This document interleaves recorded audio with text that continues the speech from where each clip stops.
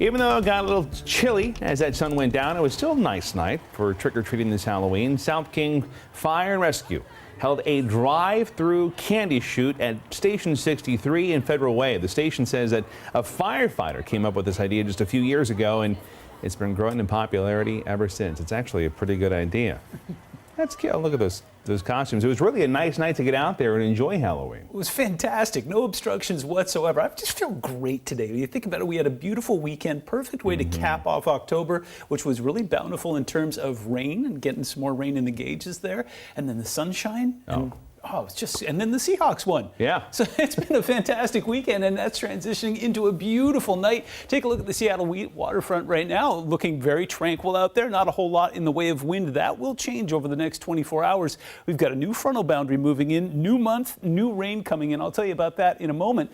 It's fairly mild out there right now, though. Currently 53, dew point way down low at 22, and that wind coming in from the east-southeast, just a harbinger of things to come as that new system moves in. I'll introduce you to it in a moment, but let's take a look at what we've got here. We do have some folks who've already broken into the mid-30s, like Olympia. We've got 39 in Puyallup, and looking up towards the south there, 43 in Mount Vernon, and currently 38 in Oak Harbor. So here's what to expect. It will be clear, and it will be slightly less chilly tonight. We have a little more moisture moving into the atmosphere in the early morning hours. It will keep us from touching down to those lows that we did this morning.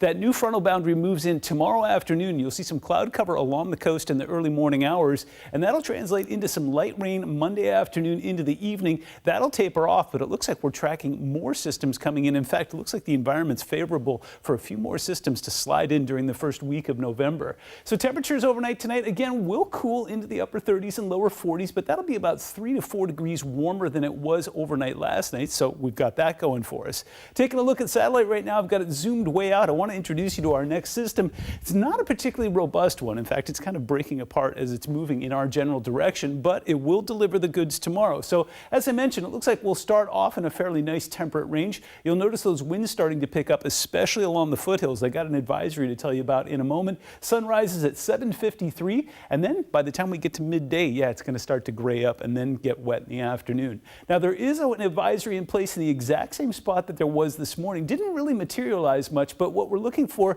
is those winds to pick up, especially in the Cascade Gaps there and in the passes where it could gust up to about 40 miles an hour.